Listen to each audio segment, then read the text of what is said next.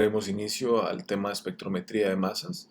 La espectrometría de masas es una técnica sumamente importante para detectar obviamente la masa de los compuestos orgánicos, debido a que la espectroscopía infrarroja, a pesar de darnos gran información sobre los diferentes grupos funcionales, no nos da información del tamaño de la molécula, o sea, no nos dice cuál es la masa de esta sustancia. Por ello existe esta técnica y es de gran utilidad en la química orgánica, en investigación, en control de calidad de medicamentos, biomedicamentos, etcétera. Separación de polifenoles, detección de polifenoles, en fin, en muchísimas áreas de investigación, y la UCR tiene excelentes grupos en estos ámbitos para utilizar técnicas de espectrometría de masas en diferentes carreras y en diferentes áreas de investigación.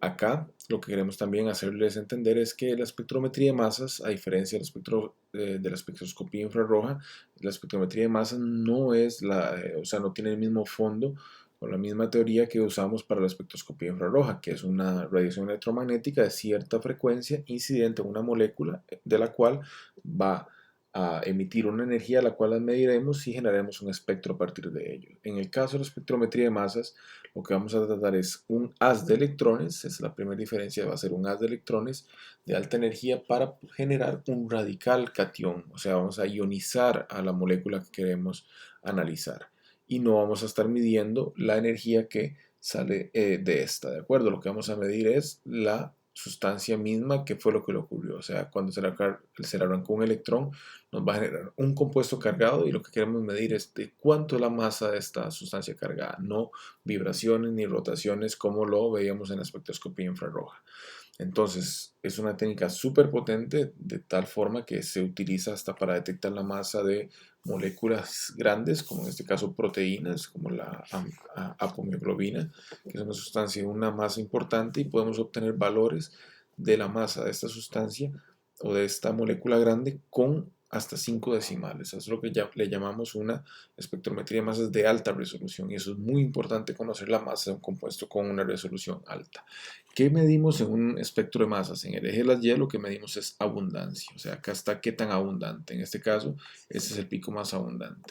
En el eje de las X, ¿qué medimos? Medimos la relación de masa-carga. Vamos a ver cuánto es la masa dividida entre esta carga. Y eso es lo que básicamente nos va a detectar el equipo. Ya yéndonos a moléculas más sencillas, que es lo que veremos en este curso, podemos comenzar analizando el metano. Cuando hacemos o le hacemos pasar un haz de electrones ionizante a la molécula de metano, vamos a arrancar un electrón de ese conglomerado molecular que es el metano, y vamos a generar una especie químicamente interesante que le llamamos llamar un radical catión. ¿Por qué? Porque tiene ambas características. Es un radical porque tiene un electrón no apareado, y es un catión porque tiene carga positiva.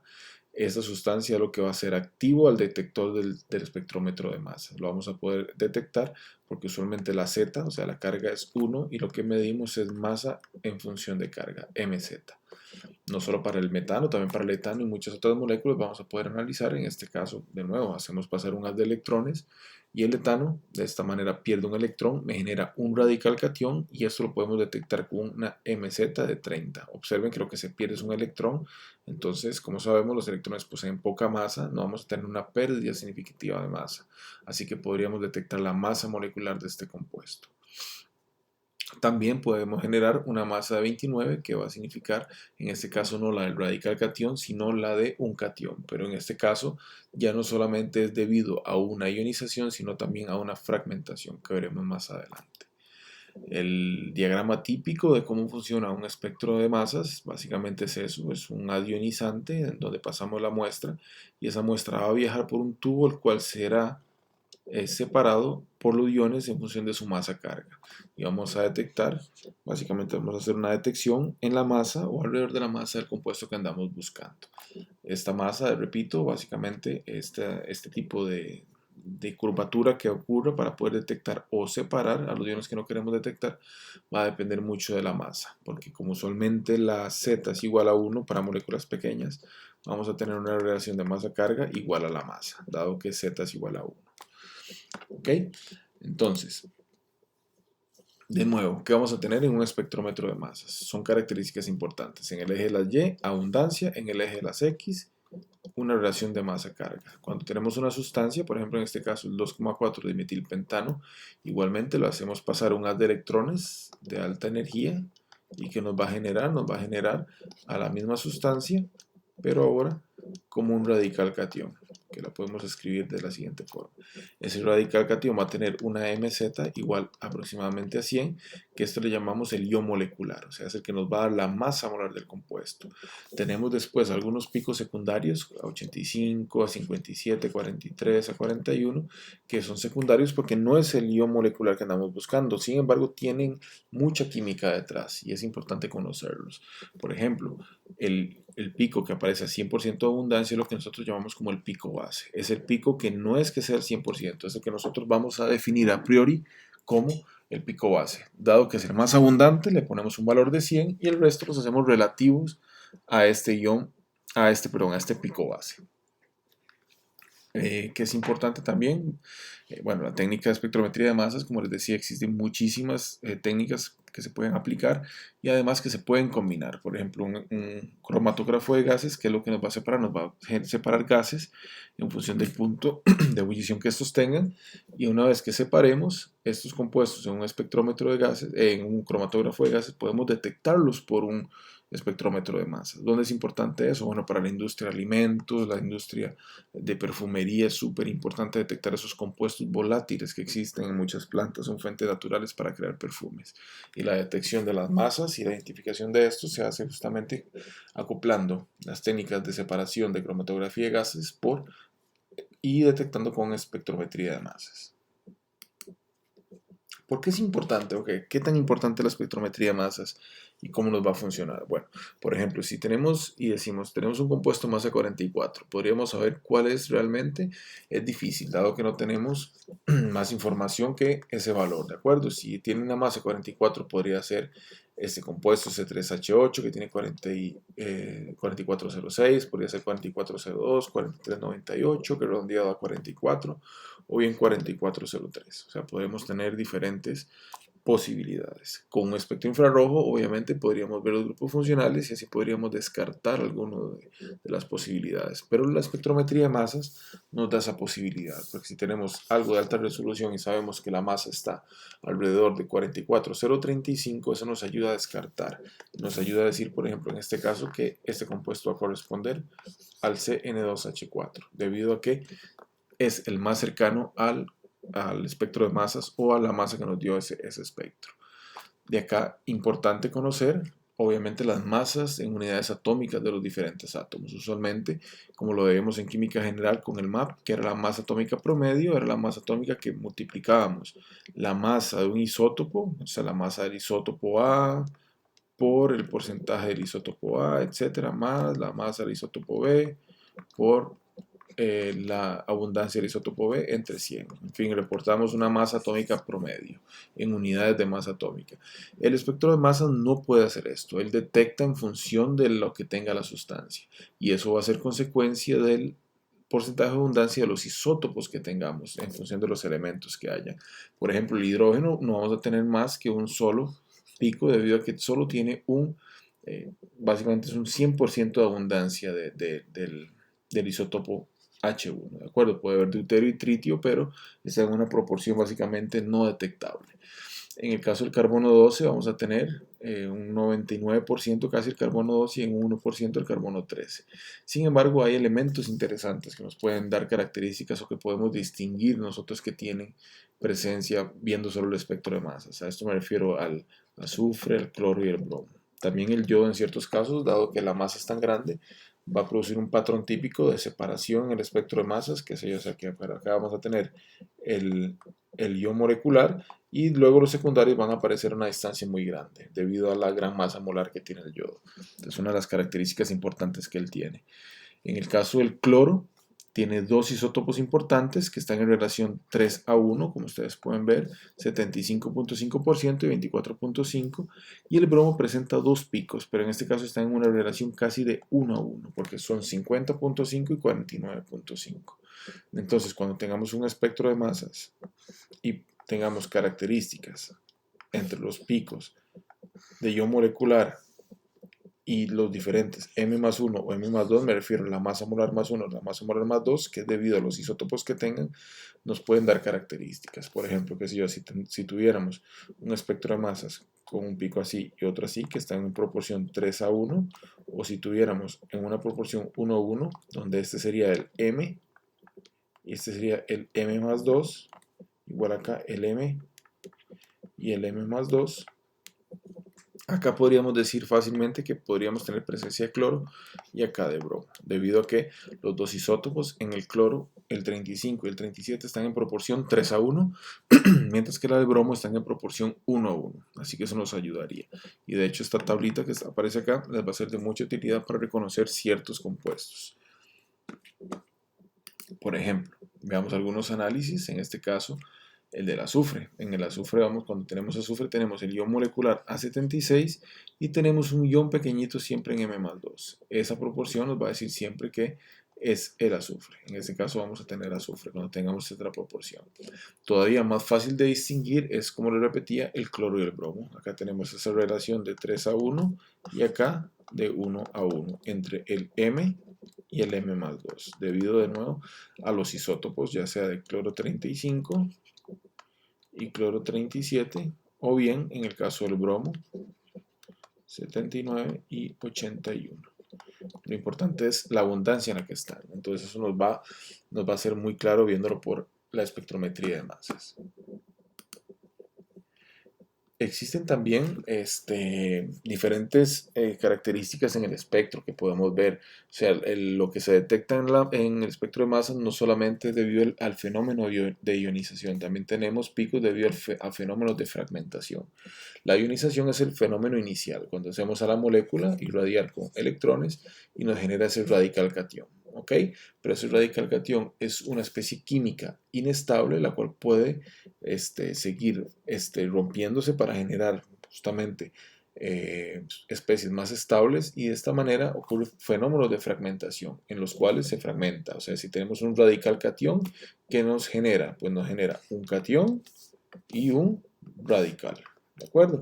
La diferencia importante es que el radical, al tener un Z igual a 0, no es detectable. O sea, no lo vamos a detectar en el espectro de masas. No obstante, el catión sí.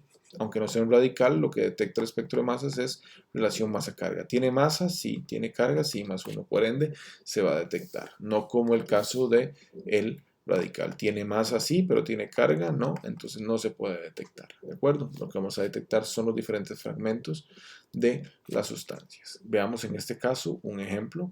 En este caso el hexano. El hexano pues, es una sustancia simple. Tiene una masa aproximada de 86. Usualmente uno, cuando lo fracciona, lo puede representar de la siguiente forma, como un radical catión. Ese es el que nos va a dar el ion molecular de masa igual a 86, pero radical catión es inestable y puede comenzar a fragmentar, ¿de acuerdo? Se puede generar diferentes fragmentos en función de lo que se rompa, o sea, en función de quién sería el radical y quién sería el catión, ¿de acuerdo? Eso es lo que va a generar un catión y va a generar un radical. El radical no es detectable, el catión sí. Entonces vamos a ver algunos ejemplos. Por ejemplo, acá en el primero, en este caso, si perdemos un ion butilo, nos va a quedar un catión etilo y eso lo podemos detectar. ¿Por qué? Porque tiene una masa de 29 y eso es lo que observamos acá, que tiene una abundancia importante en este caso. Después, si perdemos en este caso un radical propilo, lo que vamos a generar va a ser ahora un catión propilo, ¿de acuerdo? O sea, estamos pensando en una ruptura simétrica. Se pierden un CH2, CH2, CH3 en forma de radical y se nos genera un carbocatión, CH2, CH2, CH3. Nos genera un pico de 43. Y eso es lo que observamos en esta posición. Otro tipo de fragmentaciones que podemos encontrar que son interesantes es la detección o la generación de picos diferentes. Por ejemplo, el pico A57. Este pico A57 que vemos acá es el pico base, porque es el 100% de abundancia. ¿Y cómo es que ocurre ese pico? Ese pico ocurre por la pérdida de un radical etilo. Cuando perdemos un etilo, o sea, se va un etilo, lo que nos genera es un catión butílico, que es un catión de mayor tamaño. Es un catión importante que puede ser estabilizado. Recuerden que pueden ocurrir rearreglos en los carbocationes, entonces al ser tan estable nos genera un ion molecular a una masa de 57, que es menos 29. Menos 29, ¿qué significa? Menos 29 es la pérdida del radical etilo. Menos 43, ¿qué significaba? Menos 43 significaba pues la pérdida de ¿quién? De un radical propilo. Entonces toda esa información química la podemos obtener a partir del espectro de masas y de los patrones de fragmentación. También habla mucho de la química, por ejemplo, un M-15. ¿Qué es esto, un M-15? Observen que la abundancia es aproximadamente 0. ¿Por qué es tan poco abundante ese pico de M-15? Porque -15 significa perder un metilo.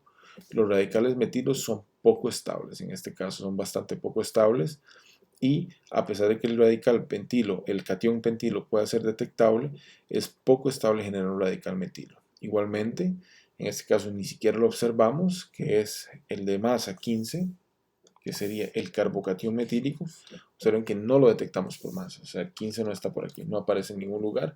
¿Por qué? Porque es un carbocatión es poco estable, entonces no lo vamos a generar. Usualmente generamos cationes de etilo hacia arriba. Otros patrones de fragmentación, por ejemplo, en este caso, en el 2-metilpentano, podemos verlo claramente. Acá tenemos el M86, que sería ¿quién? Ese sería el ion molecular, que es el correspondiente al radical catión. ¿De quién? Sería el radical catión del 2-metilpentano. Y acá tenemos el pico base, A43. ¿Qué sería ese pico base de 43? Bueno, ese pico base de 43 va a ser la generación de un carbocatión isopropílico. ¿Cómo explicaríamos este catión isopropilo? Bueno, eso se debe a la pérdida de un radical propilo. O sea, ¿qué es lo que estaríamos perdiendo? Estaríamos perdiendo todo esto de acá. En forma radicalaria, no se detecta. Eso se va como un radical, o sea, sería el R+.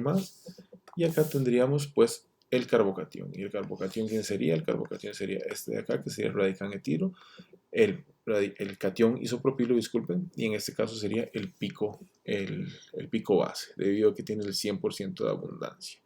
Otro de los detectables es, aunque es poco estable, repito, por eso siempre aparece en mucho menor cantidad, este de acá sería la pérdida del radical metilo y nos generaría el catión pentilo. Otro importante de acá es el 57, que también es poco abundante, pero recordemos que pérdida de 29, aunque no aparezca acá, que sería este de 29. Este de 29 sería la pérdida de ¿quién? Menos un radical, CH2CH3, que no se detecta. Se perdió un etilo, probablemente. Entonces, en este caso, lo que nos genera es el restante, ¿de acuerdo? Como es en esa fórmula molecular, si perdemos un etilo, ¿qué sería el restante? Pues sería un CH2 con carbocatión, seguido de un CH, CH3, CH3. Así podríamos tener un MZ igual a 57, si perdemos un etilo en este caso. ¿Ok? Eso lo podemos explicar por los patrones de fragmentación típicos. Existen algunas cosas importantes. Bueno, como aprendimos en el primer curso, sabíamos que la resonancia daba estabilidad, vimos todos los efectos que tenían en la acidez, en la basicidad. Habíamos visto que si había resonancia, la base era muy estable y todas las características que eso tenía. Si la base era muy estable, entonces el ácido era un ácido fuerte, etcétera, porque la base era una base débil. Acá en este caso nos va a ayudar para aprender y ver qué tipo de iones se nos forman en este caso. Acá podemos tener, por ejemplo, un alqueno, ya tenemos un grupo funcional importante y podemos generar y ver qué es lo que ocurre. Por ejemplo, tenemos el radical catión 84, que ese sería el ion molecular, y vamos a generar ciertas rupturas importantes. Por ejemplo, ¿cómo es que generamos este de acá, 55? ¿Cómo generamos ese pico base? Entonces, si ustedes observan, el pico base básicamente es 84 menos 55, que es lo que vamos a tener otra vez, la pérdida menos 29, que sería el radical etilo. O sea, vamos a tener un radical etilo.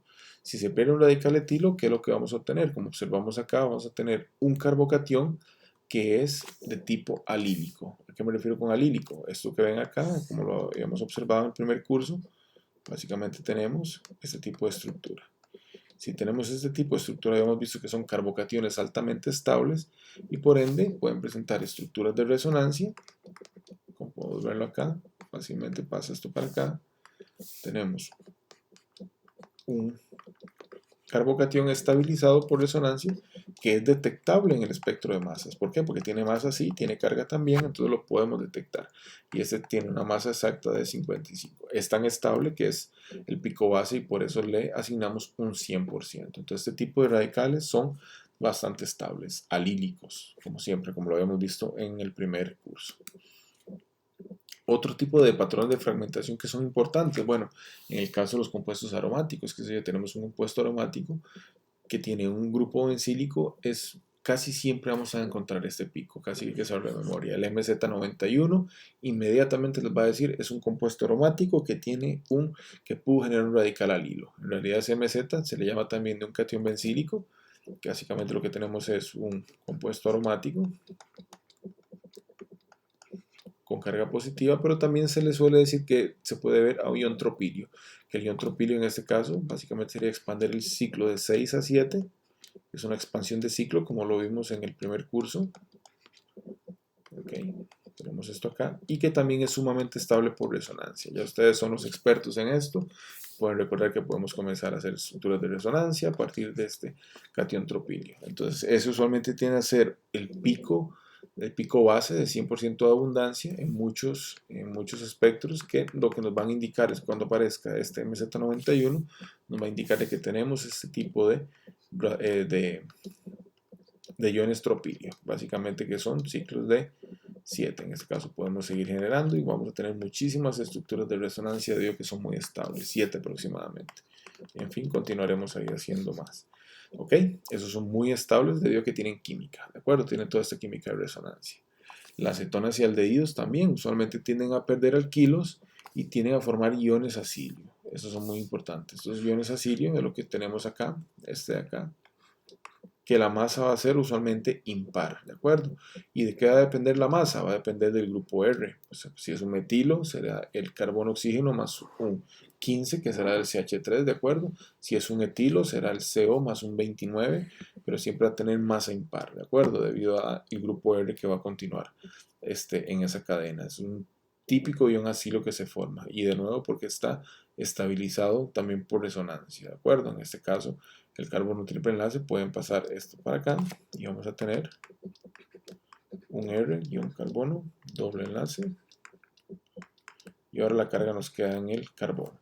Entonces este tipo de estabilidad también nos da picos bases bastante estables y que tienden a ser muchas veces el pico base. Y de nuevo la masa, el MZ, va a depender de quién. El MZ está en función, del grupo R, pero siempre nos va a generar una masa impar. Otras características típicas son los éteres. Los éteres van a tener una ruptura típica, que le llamamos una ruptura en alfa, en este grupo de acá. ¿Por qué? Porque de nuevo nos va a generar un catión que está estabilizado por resonancia. Nos va a generar este catión que está acá, que podemos generar estructuras de resonancia a partir de él. ¿Cuál va a ser en este caso? Podemos pasar de nuevo esto para acá. Y acá vamos a poder tener un CH2, enlace sencillo con oxígeno, dos pares de electrones, el otro R', y acá una carga positiva. Está estabilizado por resonancia ese carbocatión. Entonces también nos va a generar, por supuesto, una señal importante en el espectro de masas. En la clase práctica haremos mucho más ejemplos. Acá la idea es enfocar un poco en la teoría de qué se trata, pero ya veremos e identificaremos este tipo de fragmentos que se pueden generar, tanto de compuestos aromáticos, de grupos carbonílicos, así como de éteres también. El grupo alquilo es otra posibilidad, también se puede perder en el caso de los éteres. Podemos tener una ruptura en alfa, pero también se puede romper directamente en el oxígeno un grupo alquilo para generar este tipo de catión, que también está de nuevo estabilizado por resonancia. Las aminas es igual, siempre que tenemos un grupo, piensen que acá tenemos un oxígeno con doble enlace, podemos tener esa ruptura en alfa para generar un compuesto que se puede estabilizar por resonancia. Al igual que las aminas tienen en este caso un par de electrones acá que pueden romperse en alfa. El enlace que sigue, perdón, este grupo en alfa, el enlace sería el beta, se puede romper y de esta manera podemos generar una estabilidad importante. O sea, de manera general, si tenemos llamémoslo un Y con un par de electrones, que este Y, ¿quién puede ser? Este Y, lo que yo les decía, puede ser un oxígeno, puede ser un nitrógeno, me refiero a un éter o una amina. Vamos a tener siempre un metileno, o sea, un CH2, y seguido de un grupo R. Casi siempre vamos a encontrar esta ruptura de este grupo de acá, debido a que estos pares de electrones pueden estabilizar al carbocatión que se va a formar acá, ¿de acuerdo? Cuando perdamos esto y se pierda el R como un radical. Son típicas rupturas que vamos a encontrar en los los diferentes grupos funcionales, que ya repasaremos bastante más en las clases prácticas. Entonces, ¿qué es importante? Bueno, es importante reconocer ciertos fragmentos, como yo les comenté ahora, o sea, cuando se pierde un etilo, menos 15 significa perder un metilo, menos 29 significa perder un etilo. También podemos perder cifras pares, por ejemplo, podemos perder 18, que significa agua, podemos perder 28, que significa monóxido de carbono, podemos perder 44, que significa dióxido de carbono, y podemos perder 28, que es el eteno, eso es un alqueno que se genera y que es una pérdida característica en algunos compuestos y es importante conocerlo también, ¿de acuerdo? Se pueden perder tanto radicales como moléculas neutras.